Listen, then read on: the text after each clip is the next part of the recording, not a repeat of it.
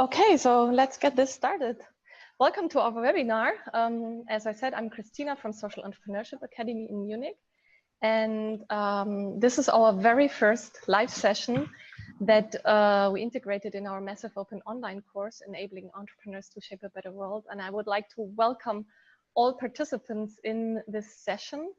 But most warmly, I'd like to welcome our two speakers and female founders from Serbia and Czech Republic. So we have Dita Přikrylová and Anja Varničić, who will share their entrepreneurial story, and they are very keen on answering all your questions. So as I said, in this live session, you can ask them questions directly, and we will allow you to learn from these wonderful social entrepreneurs. What drives them, what are they doing, and what are they up to? So a little bit about the techniques in this session. If you want to ask a question, please use the Q&A section that you can find as a pop-up window that is on the bottom of your window. So you post your question there, and then I will take it from there and ask them to Anja or Dita. But before we come into the Q&A session, both will shortly and briefly introduce themselves and say who they are, what is their startup, what they have been doing. And as I said, I invite you from now on to ask the questions. And as well, there's a voting opportunity. So if you think that someone else asked a very interesting question that you would like to have answered as well, then please mark it, and it will be ranked and prioritized so we see it more easily even.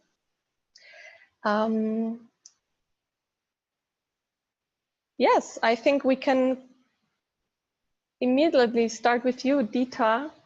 You are, as I said, from Czech Republic, and you won an award in 2015, the Social Impact Award, and with your startup called Czechitas, that is a coding course for girls, and you offer some other programs for girls and women.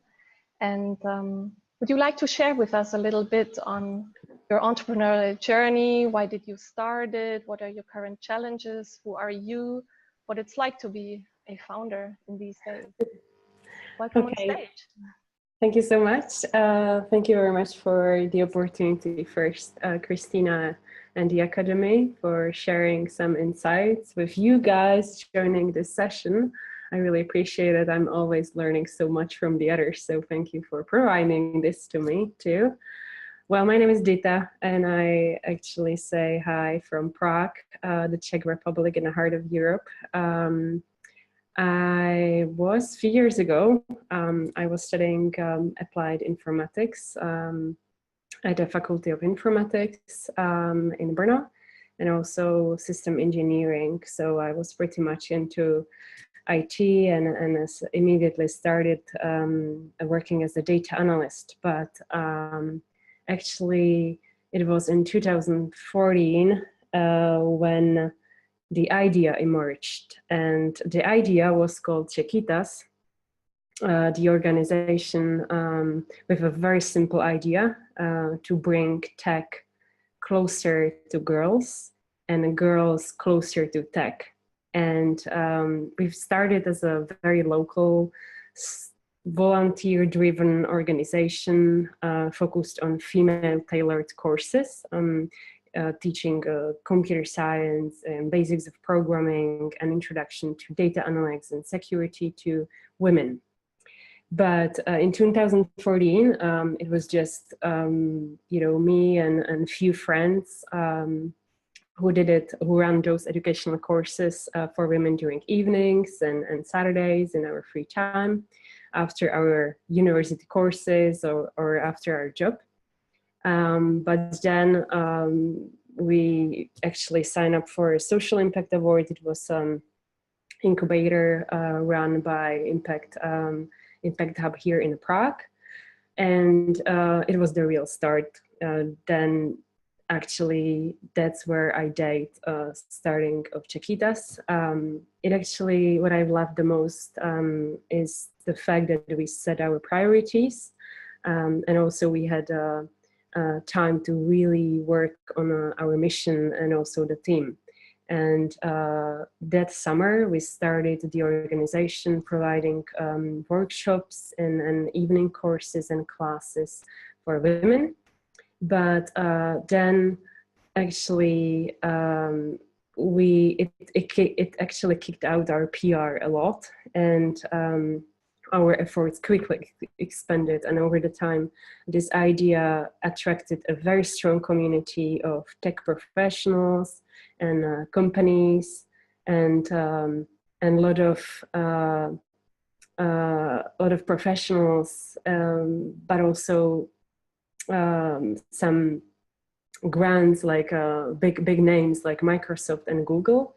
And in 2016, we were the very first organization in entire Europe who received the support from Google, developing very first requalification courses for women, especially on maternity leaves, guiding them towards a very brand new career in tech. And actually, over the time, we added also kids courses, providing them motivation, and but also introductory classes to motivate them to enter STEM careers.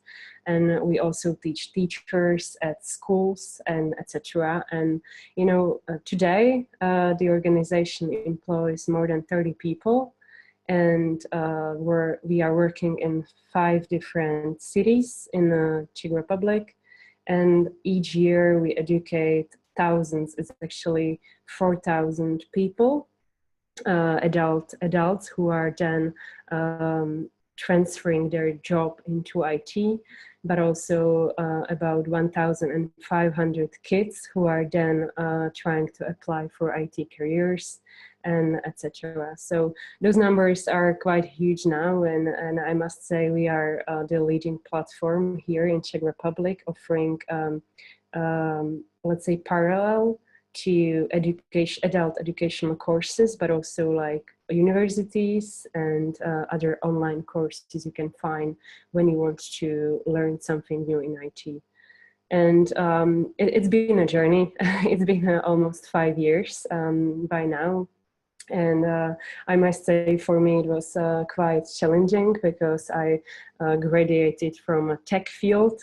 So I learned how to analyze data and program data pumps. But then, you know, here we are. I'm actually running the organization and strategies and processes and PR, etc. for people who we employ, and I've learned a lot on my way, but it's because also of mentors we've got on a journey, and because of being with the right idea in the right time on the right place. And the idea is actually helping Czech Republic to raise new talents who would then enter the companies who are now searching for people here on the job market. So this is who we are, and I would be happy if you have any questions on your interest.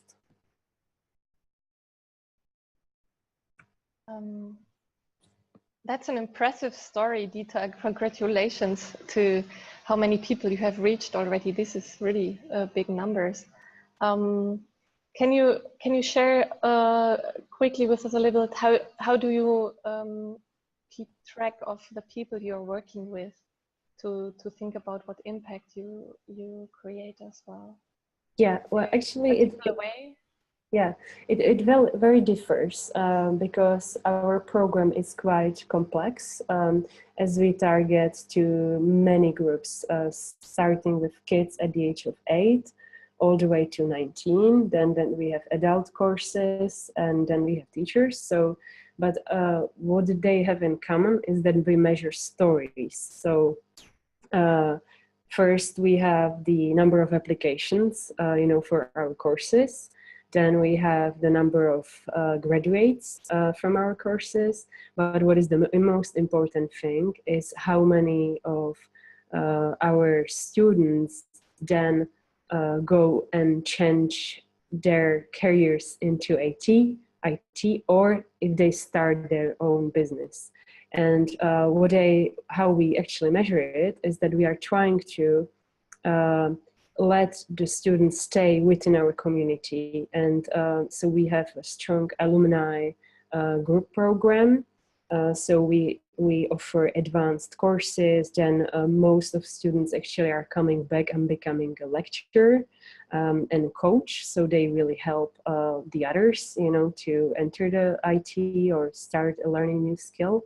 And also we keep a track on their career journey. So we have like a HR team, like career development team that is in touch with our alumni and regularly reach out to them and actually report a story and write a story on a blog, etc. I see. Thank you. And so we have one question from Adolfina to you, which is whether you have an explanation why there are more men in IT than women. This is the hardest question, but well. Do you want to answer it later and we take Anja to present it? Or maybe we can probably get that question of we can keep it for later? Yeah, well, maybe we can keep it short and the answer, because this is about entrepreneurship, not about the topic we do, but actually the number one reason is they lose the interest at the age of 14 and 15, and they rather enter the careers that are so-called like female, friendlier, let's say. So there is a huge psychology, effect. There's also there are also barriers and stereotypes in the societies, etc. There are so many, and actually, I can send you more like blogs and studies and that are proving why is that. But what is actually really good about it? It's actually becoming better and better, and more women are involved in IT because they really need that. Okay, thank you very much. So let's move on to our second speaker, Anja, from Serbia. She's the founder of UrbiGo. Thanks for dialing in. And you are based in Belgrade, and you're a tech entrepreneur or green tech entrepreneur. Yeah, please introduce yourself and share what UrbiGo does, and tell us a little bit about your entrepreneurial journey. Sure. Thank you so much, Christina. And hi, guys. Even though I don't see you, I really want to thank you for your presence here. I'm flattered by this opportunity. So I'm Anja. I'm CEO and co-founder of green tech startup UrbiGo. And we are actually on a mission to reconnect urban citizens with nature by combining technology and nature in one. To help them with that, we actually created these mini smart and automated gardens that you can keep in your home or office, and that actually grow for you fresh herbs, spices, or even mini veggies. Unlike other indoor gardening solutions currently on the market, we tend to more focus on customer experience, on urban gardening experience, by providing a cloud application that actually allows you to control your mini garden from wherever you are in the world, and to learn about the benefits of urban gardening. So through different quests and awards in our app, we tried to reconnect urban millennials with nature, even though maybe you don't know anything about it. We will help you with our let's say, solution to live more healthier and a greener lifestyle. And that's basically it, like in short. And when it comes to our story, we started maybe 1 year and 7 months ago with just an idea.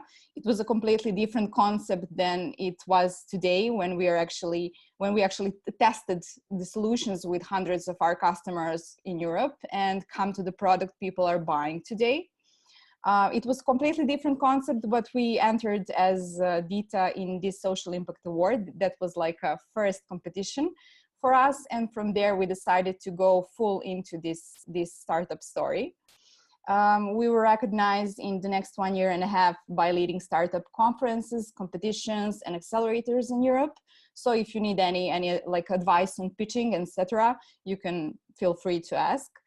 On the other hand, recently we've been funded with over 100k euros in investment and in grants. So if you need any tip on fundraising that I can help you with, I will gladly share my own like experience and opinion.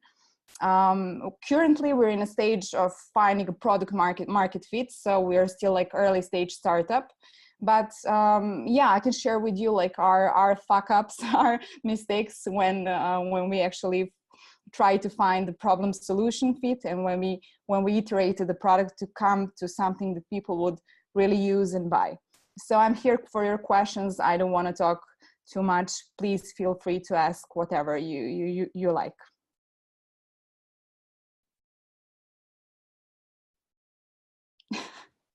Okay. Thank you very much. What would you say was your biggest challenge so far, Anja? Well, I mean, it's really hard question because every day in startups you have a lot of challenges, and you have, of course, a lot of mistakes. Thanks God. But on the other hand, the biggest challenge is actually to build something that people really would like to buy, that solves their problem or that fulfills their lifestyle and their everyday life. For us, it was really a learning journey. We made a lot of mistakes, a lot of different smart indoor gardening prototypes, but we always tried to be as lean as possible, as smart as possible, and as open as possible to listen to our early adopters, our early customers who supported us all this time, and to gather their feedback, to ask them the right questions. And I think this was like the biggest challenge for us, not to be like stubborn and think that we are doing something that's really cool for us, but at the end nobody will actually buy it or believe in it. It was really a learning point for us to learn how to build a product and a service that give value for our customers today. Okay, thank you. So actually, questions are popping in. This is very cool. I would like to encourage all participants to use this tool to ask questions in case you haven't found it yet, how that works. On the bottom of your window, you find a little icon Q&A or F&A in German to ask questions, and we will get them from there and ask Anja and Dita. And you can either target them to both of them or to just one of them. We will see how it goes. Can we match? So like, can we match which one we want to answer live, or okay? Yes. Yeah. So I would start with one. Would like to start with one question from Jakob. He brings up a very important topic that you are very busy as an entrepreneur. You're never taking off because the startup never sleeps. And that's quite a challenge throughout the entrepreneurial career. So the question is, how do you manage to stay healthy mentally during this entrepreneurial journey or period? And how do you deal with the workload and the pressure that comes from internal and external stakeholders? So if you can share any tips or habits that you have with all of us that might help us in that journey as an entrepreneur. Should I go first, or? Yes, go ahead, Anja, and then Dita, if you want to add on it. You're welcome. Okay, so first thing, I want to make a joke. If you're starting a startup, you're probably not mentally sane, so it's a little bit, you have to be a little bit crazy. Joke on aside, I tend to exercise a couple of times a week. I tend to learn from people who know much more than I do. And to get inspired by them, but most of all, I tend to not take the whole workload on myself, because people cannot build a company from the scratch. You have to like separate the job between the team members, and this is where my biggest support is actually my team members. Okay, I can only add, because I totally agree with Anja, the team is probably #1 solution to the heavy workload. because team is one of the most important thing when you are starting any organization, and actually choosing the right people to the company. So it means that they kind of like fill your weaknesses, like they are way better in things that you cannot really do. And so this is the number one thing. And the second is, after years, I totally believe that being an entrepreneur is not for everyone. And I think you kind of need to used to the constant pressure, because it's the feeling of it's never done. It's never done, and it's not gonna be a job from 9 to 5 ever again. And so if you are looking for some, this type of work, it's not gonna be working at all, never ever. So this is what I've learned.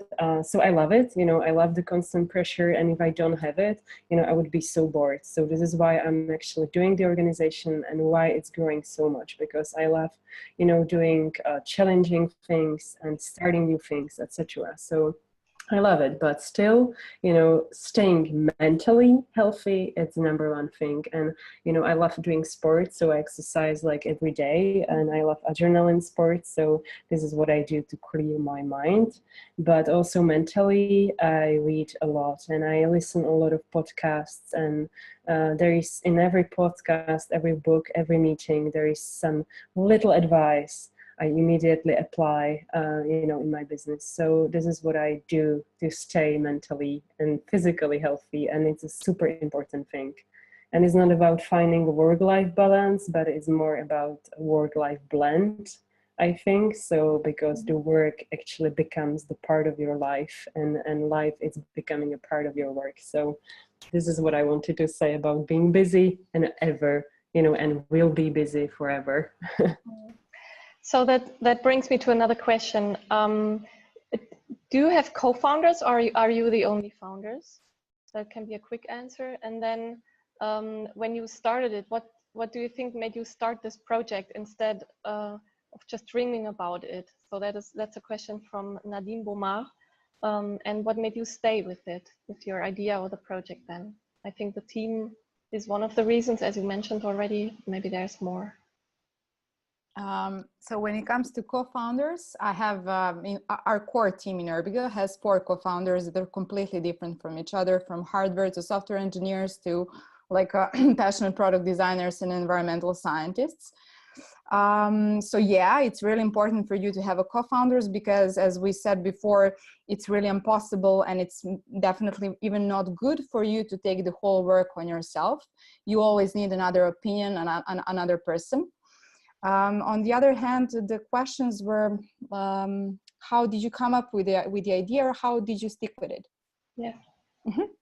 So when it comes to our story, I got an inspiration in Helsinki during one part of my studies in urban ecology. And I always, from my high school, I never knew that this was actually an entrepreneurial whatever. I just had a wish to build something that will improve the people's lives in urban areas, and that has something to do with environmental science and engineering. I didn't know what it was, but when I find out what it was, thanks to our early adopters, our customers, and my team, we actually stick with it because we have defined the vision and the mission of our company in the start. I think a lot of startup founders or company founders first take care of the product or the service it provides to the customers, to the people. But really you need to focus on your mission, on your company's mission, and on your company's vision, because no matter how your company grows or how it changes, this will make you stick through it. And if people with you are sticking with you and are believing in this mission and vision, that's what keeps you going. Well, it's the same thing. Well, I had co-founders, the ones who started this organization, but there are two girls and both on maternity leaves now. So it's only one soldier right now doing the strategic thinking, but I have a very strong management team right now from whom I'm learning so much. So yeah, I do have a co-founders, and it's about the sticking to the idea. Well, I think Czechitas is just actually one kind of implementation of one way bigger mission. And you know, I truly believe that we need to change the Czech educational system. I truly believe that due to technology advances, we need to develop some kind of system for upskilling the future workforce. And it needs to start at schools, but also it needs to deal with today's workforce. So how we will actually requalificate our workforce right now, and we don't have any solution right now in Czech Republic. So I truly, truly, truly believe this mission, and I'm very passionate about it. And I have a people on the same page working with me, and who work really, really, really hard without complaints and excuses and procrastination in the flow. So it's really easier to stick to the mission if everybody else does. So sometimes when I am on doubts, I look around and see very strong people believing the same thing. So, and also when it's really hard, when it knocks me down sometimes, I see the results. And those results really are the number one reason why I get up every morning to the job. And those are people who change their careers and who really change their lives for better, and it's just something that is making me cry even after 5 years. So great. So there's one question from Ayushi that fits very well into what you have just been saying. How did you meet your co-founders, Dita? Well, as a lot of startups, you start with friends, fools, and family. So what I actually did when I started, I persuaded my boyfriend, my ex-boyfriend, and my best friend. So those were two people I started the business with, and they changed. You know, we then accepted other co-founder into the business, but mainly friends working with me at the beginning. And how you both talked about your team, that it would be so important in not only getting the startup going, but as well helping each other in dealing with pressure and stressful situations. How do you choose your team members, or how did you find your team besides the co-founders? Well, I can start as I'm unmuted.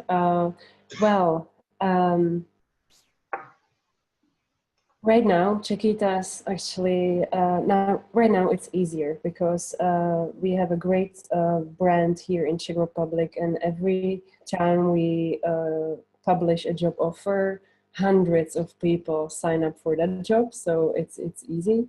But later, at the beginning, it was more like we took everybody who was willing to become a volunteer for the organization. So we traded, we had people who believed the mission, and they had really strong team spirit.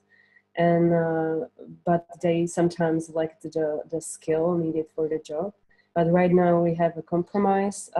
Right now we select a people who does have some kind of skill we need, but more like a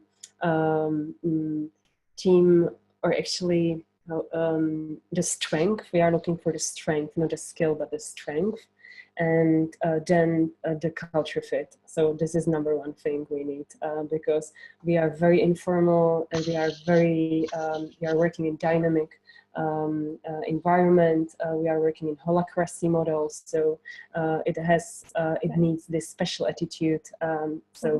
From the team members. So, Anja, what can you say about it? Yeah, from our experience, we tend to focus on people who share our mission of greening up urbanity's life.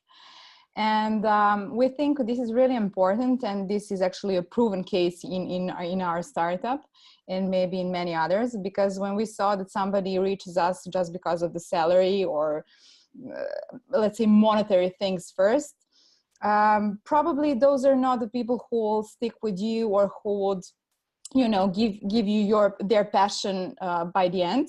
Mm-hmm. So we first tend to select people according, of course, apart from their skills and like capabilities of adopting a startup mindset. We select them according to this mission. So we always ask, like, why do you see yourself in this company? Why do you see yourself as an intern, as a marketing guy, etc.? So it is really important for us, because just then we can really make some good points and we can actually achieve some good goals in different sectors of our company.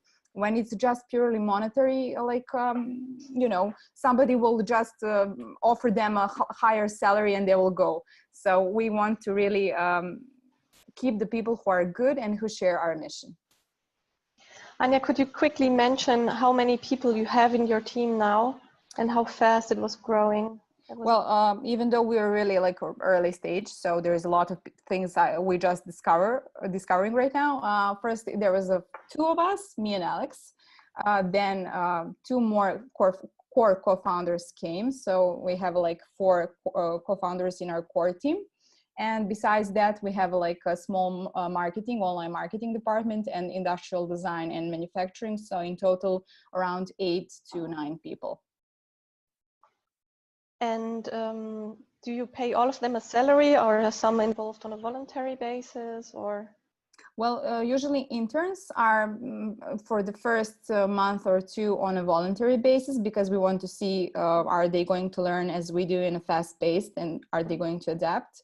Other members of our team are now on the full salary, because a year before that we were working, we were like bootstrapping and giving our own funds. Mm-hmm. So those are people who stick through and who really like give their best. And of course, since we were funded, this was definitely in a financial plan. And we tend to keep it doing so. And of course, interns, if they're proven to be like really a good match for us, we don't hesitate of giving them a salary, of course. Okay. So there's one question to you, Anja, so I'll ask that directly, as you're speaking already from UrbiGo. How did you find your first customer? You just mentioned that you were bootstrapping. So how did you find those first ones? Oh, that's a really cool question. Thank you so much for that. First, we actually tried before building the physical product, because we are B2C. We're something that investors hate, like you have a physical product is B2C. So you actually need a lot of money and time to build a product that you want to build. But before that, it's really important, whatever your business model is, to make this minimum viable product. So MVP, it's called. And we actually didn't build anything at the beginning. We had just an idea. We made one really like simple Google form where we describe who are we, what are we doing, what value are we bringing to the people. And we were like, okay, we have this smart indoor garden. We are working on it. Please sign up for, no, not please, but sign up for a beta version if you want to be our beta tester. And I just posted it like without investing in marketing in a couple of Facebook groups where I thought my potential customers will be like those young millennials, tech savvy and eco savvy people.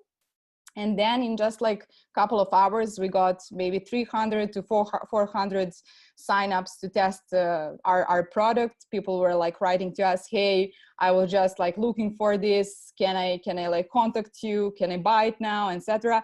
So those are actually our early adopters. When it comes to customers, you come to them after this, like after you segment this huge group of people who are signing up for something that you still didn't build, but you are testing to see if this is a match for the people. When you go and speak with those all those hundreds of people, you see who really has the problem and who will buy your product, who will pay for your service. And then you actually have a small group of people who really have a problem, who search for the solution, and those are your customers. But to come to them, you really need to be patient and to do this process that's called customer development. So you need to ask them why they come to you, what problem do they have, do they solve it right now, they didn't, blah blah. So there is a lot of process to do.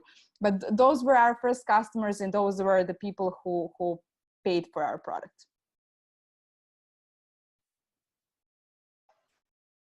Thank you, Anja. There are more and more questions coming in. This is really exciting, and I'd like to encourage you, participants, please post even more. We try to answer as many as possible. So there was one question about financing, which is like when you start, of course, you have no money. And so how did you finance yourselves? And did you work in an enterprise or big company, corporate before maybe, and saved some money, or did you keep on with that job? Can you explain a little bit on the financial aspects at the beginning? Do you want to start, Dita, or? Yeah, I will. Our very first customer, or it was not actually a customer, it was a donation from Impact Hub by a Social Impact Award. It was like 5,000 euros, I think, and we used it to pay our very first employee. And it was the game changer, I think. I mean, when I started Czechitas, I was still working in a company as a computer scientist. So I saved some money to live a year without any salary. And you kind of lower your needs for daily, life. So you basically, you actually don't really have a time to go to vacation or something like that. So you actually don't need that much. So I lived a year without a salary. And after paying the very first one, we actually took a little bit of it, to pay our core employees. And and right now we have about 30 full-time people, so it's better and better times. But what we do right now, we have 3 different financial streams in order to diversify our portfolio. And the first one are grants, donations. This is what you can think of first when you are a nonprofit, but it's just 1/3, and it's the number one thing you need to actually extend, because this is not sustainable. So we developed very soon the product B2C, and it's the just course fees from our educational courses. And because it's for an unprivileged group, so they are not really paying a commercial value, we need to actually sponsor the real commercial value of the course, and it is sponsored by companies, and they are the third of our financial budget. So this is how we finance the company right now.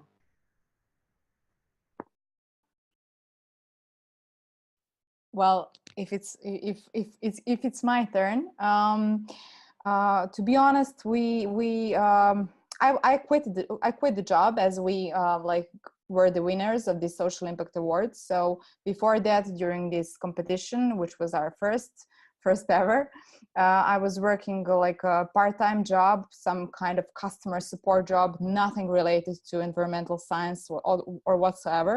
I just wanted to do something so I can survive and save money for later on. And during the day, I was working on my startup and on these workshops that you have on this Social Impact Award contest. So it was really hard, sleeping 2 hours a day, etc. And my other co-founders were investing their own money. They were let's say working part-time for the startup, but in this case, part-time is like 10 hours a day, and after that they were like freelancing and stuff. So after I quit the job, we agreed that I will like live from my savings and will go full on into this. So somebody from our crew has to be like 24/7 into this. And it was really a good decision. But in the next year, we were like really managing to, you know, gather end by end and like survive day by day. We were happy to be like recognized by our own country and get like free offices and legal support for 1 year. And of course, like free trips to other like big startup conferences in Europe, because we were like always competing for these like free tickets where we can actually go and meet other investors, other startups. We didn't have money to pay for it. And yeah, this is actually a good start for everyone who is starting a startup. It's like you will be sweating yourself like first year maybe. I wish you not to, of course, but usually it's really like a hard start, but it really pays off afterwards. Excellent. Thank you so much. So there are a few more very interesting questions. Let's try to answer as much as possible. Could you please both explain a bit more about what is the social impact, the impact on society that you are creating through your activity? Who would like to start? I can start.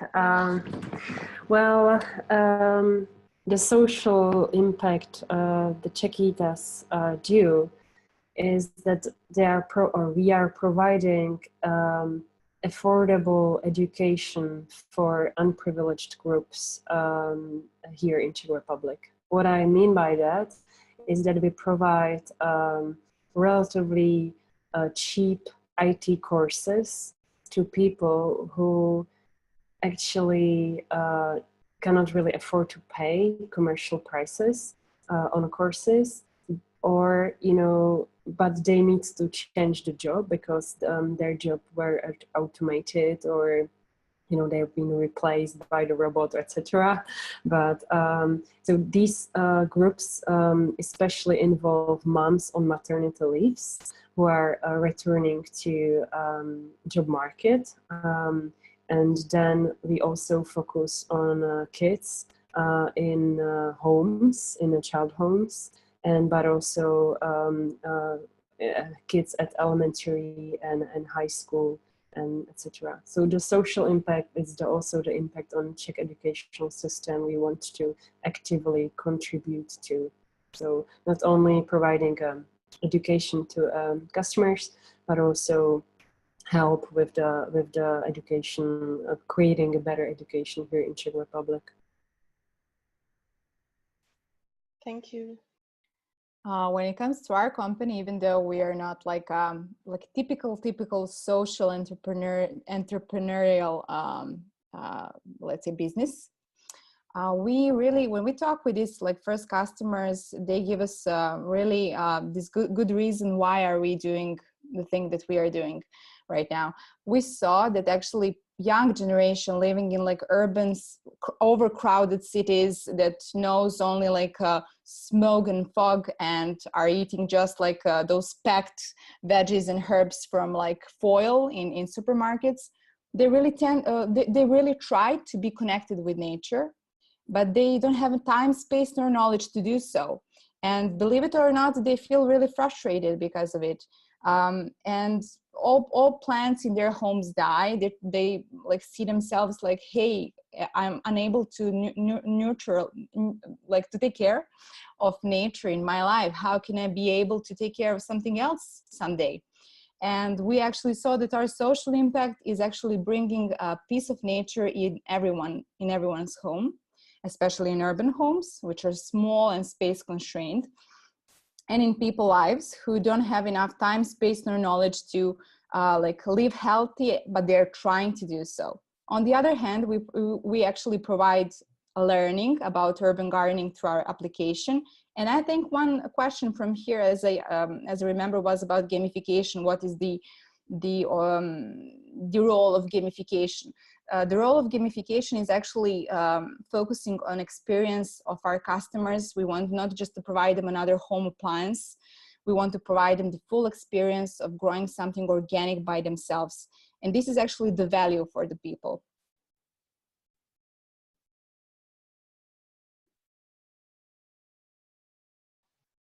Thank you, Anja. There's one question for you, Dita, that is about the trainings that your organization provides. It comes from Frederica again. So the question is whether they are all done through your trainers or specialists, or do you have a sort of franchise model as well, or do you think about a franchise model? Well, it's all provided by our organization. But I need to mention that, you know, we have 30 people in our internal team, but then we have 303 lecturers just in 2018. So these are external lecturers who are teaching for our organization. So we don't really employ them, but we actually use just some kind of capacity during a week and pay them. But yeah, it's all provided by us. And first, I actually thought that I'm gonna do a franchising to the region, because our organization was built from the beginning in Prague and Brno, two major cities in Czech Republic. And then I really wanted to expand to the cities and give, you know, some kind of existing community the know-how and say, you know, just do this and this worked for us, so you may actually use anything like open source materials and you can provide education. But then I realized that in that way I'm not gonna control the quality, you know, behind the delivery, and I'm kind of control freak in quality when it comes to customer experience. So what we decided to do is to set up branches, you know, of Czechitas. So it's all managed by, you know, our business. Mm-hmm. You mentioned your strong community of alumni as well. What role do they play? Or how do you keep this community alive? Yeah, well, the first thing you need to provide, or actually we are trying to provide to our students, it's even before they are signing for the course, and it's the community, it's the sense of belonging actually to the community, because we are being very selective to our students. We have actually right now, Czechitas has like 3 times more applications than the capacity of the courses.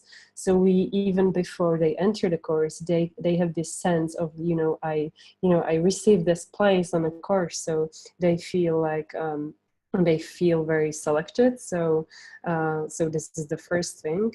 And then from day one, we call them Czechita. So everyone is Czechita and everyone is Czechiták. So it's the men. And so they are actually part of the community. And we involve them in the fine-tuning our courses. So we actually do in project management, we do agile technology or agile methodology. So everything we do and everything new we do, we actually publish or launch very lean, and then we receive a lot of feedback. And if they are involved in those feedback, feedback classes or sessions, they feel always very much as a co-creatives, or actually as so they're part of part of our design too. And then once they are actually graduated from the course, we keep in touch with them throughout our career consultants. So they are providing a soft skill training for them, so to make them actually teach them presentation skills and career branding, so they have a better chances to apply for a job. And then few of them are actually coming back to teach as a lecturer. So this is what we do, and it kind of works. Okay, excellent. So final questions, and wrapping up a bit to both of you, and maybe you want to start, Anja. What would you recommend to someone who wants to start a social venture or is thinking about getting social project to be started, and what is right at the beginning. So from your experience, what would be your recommendation? And when we spoke earlier, you both said that you never imagined to be an entrepreneur, and it just happened somehow. So maybe you want to share some recommendations with the group. Yeah, sure. Well, let's start with this. Whatever you're trying to launch, try not to be stubborn, too much stubborn and in love with your idea. No matter how you think it is really cool or good or beneficial or like social benefit, you really need to start with something minimum, like this MVP thing that I talked about, and really test it with the community that you would like to provide for, that you would like to help to. This is the first thing, and maybe the hardest thing for entrepreneurs today, not to be in love with their idea.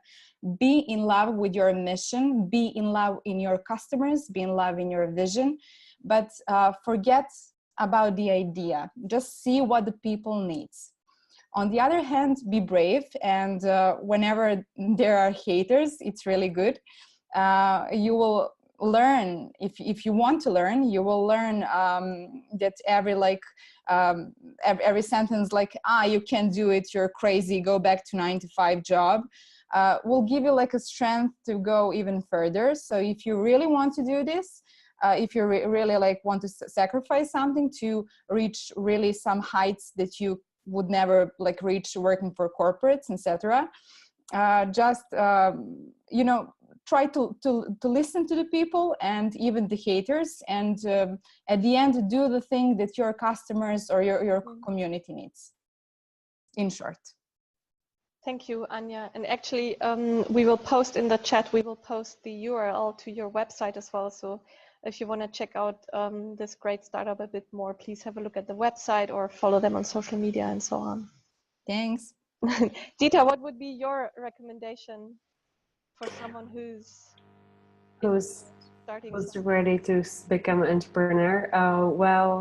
The same thing I would put on the first line is listen to customer, whoever it is, listen and be ready to fine tune your product and even your strategy. And then I would say, don't be afraid to ask for help and advice. So because there are many people who are believing in the same thing. If it has a social impact, you know, there are a lot of people who would actually help. So this is the second thing. And third, I would say, learn to, you know, the ability to say no. Because first, what we did, and I did especially, was I was doing a lot of things, and I was not able to prioritize a lot, so it was really hard to focus on your priorities and strategies. So just, you know, have your priority, have your strong mission, and everything what is, you know, driving your attention to somewhere else, I would actually not be afraid to say no. Yeah. And do fail, because it's the #1 learning opportunity. Actually, don't be afraid to fail. There are many failures every day. One of our co-founders at Social Entrepreneurship Academy, Andy Goldstein, who is a speaker in our MOOC as well, he has a great video on failure, and I assume many of you have seen it. And he always says, a breakdown is a huge opportunity for a breakthrough, and he has a very particular vision on failure. And I'm glad you're mentioning that, because we at Social Entrepreneurship Academy, we think it's very important as well. And we even started doing fuck-ups nights to share our failures and learn from each other. So talking about Andy Goldstein, I would like to highlight that we're going to do a second webinar, this live session with Andy Goldstein next week, on 5th of February at 5 p.m. Central European time. And of course, you're all invited to join, and bring in your friends and family and fools, whoever would be interested. That would be one thing I would like to highlight at the very end. And of course, I invite all of you to join our MOOC in case you haven't done so, and explore more videos and content from renowned social entrepreneurs, as Anja and Dita are, but as well experts on different methods or tools or people who will inspire you.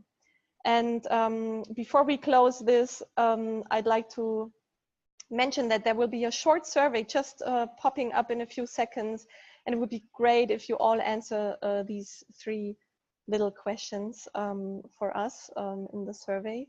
But last but not least, I really would like to thank you, Anja and Dita, for the time that you spent with us now this hour, sharing these insights and answering all the questions. I'm afraid we haven't been able to answer all questions, but I'm sure if you reach out to them individually, they will happy to help, and maybe you can even support each other. So again, thank you so much, Anja and Dita, for the time, and we wish you best of luck for your venture and your startups, and hopefully we will hear from you guys in the media all over the world, because you became role models and very aspiring, successful entrepreneurs. Thank you, guys. Thank you, Christina. And yeah, guys, if you find me like useful for anything, please you can send me an email to Anja, Anja @urbigo.me. If you need help or advice regarding pitching, regarding crowdfunding, sorry, not crowdfunding, fundraising. So if you see me as a person who can help you with something, or at least give you an advice, I'm open to help. Yeah, and same, you know, same for me. You want to drop me a question or just a comment or anything, just use my email. It's dita@czechitas.cz. And thank you very much for listening us, and thank you, Anja, for being such an inspiration to me too. You too, girl. Thank you, Christina, too. So thanks again to all of us. This was exciting. Our first live session is just about to end, so don't forget the survey, and then please come in again next week for the session with Andy. Take care. Best luck from Munich. Bye. Best luck, guys. Bye. Bye.